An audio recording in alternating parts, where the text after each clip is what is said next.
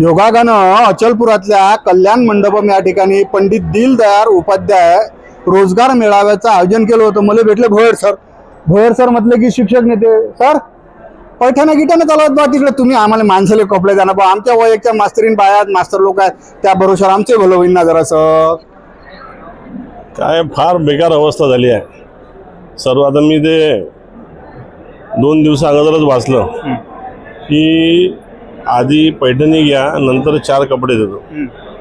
किरण सरनाईक व त्यांचे जे सहकारी शिक्षक त्यांच्या संस्थेतील ते गावोगावी फिरून हा सगळा प्रकार करत आहे. आणि मी ह्या घटनेचा तीव्र शब्दात निषेध करतो की अशा प्रकारे महिला शिक्षकांच्या बाबतीत बोलणं की आधी पैठणी घ्या नंतर 4 कपडे देतो हे लज्जास्पद आहे. मी याची निंदा करतो, मी याचा निषेध करतो.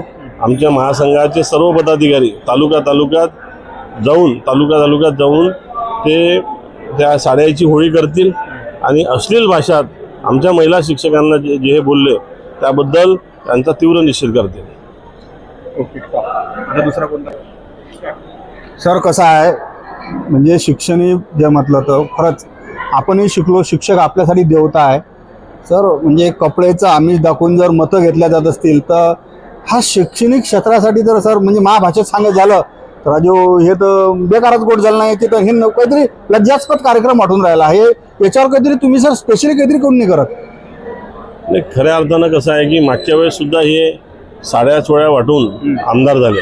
ज्या माणसाने या क्षेत्रात काही काम केलं नाही असा व्यक्ती या मतदारसंघाचा आमदार होणं. आम्ही 17-18 वर्षापासून सातत्यानं शिक्षण सेवेसाठी शिक्षकांच्या प्रश्नासाठी रस्त्यावर उतरून लढतो. जरी केसेस आमच्यावर दाखल झाल्या, नॉन ग्रँड ते जे शिक्षक होते त्यांना अनुदान भेटलं पाहिजे, पेन्शनसाठी आम्ही दिल्लीपर्यंत आंदोलन केले.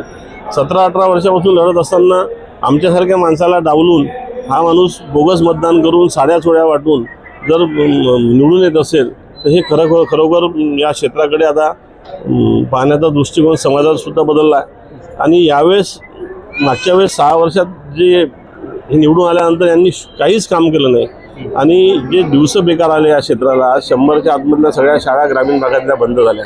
कारण माणूस जर चुकीचा दिला तर धोरणं जे आहे ते धोरणं लादली जातात. धोरणं ग्रामीण भागातील शिक्षण व्यवस्था संपवणारे असतील तर त्याला विरोध करण्यासाठी आमदार आहे. पण तो आमदार जर चुकीचा असेल तर धोरणं कशी लादली जातात ते या काळात सर्वांनी बघितलं आहे. आणि त्यामुळं आता सर्व लोकांना समजलं, शिक्षकांना समजलं आहे की आता शिक्षकाला भीक घालणार नाही.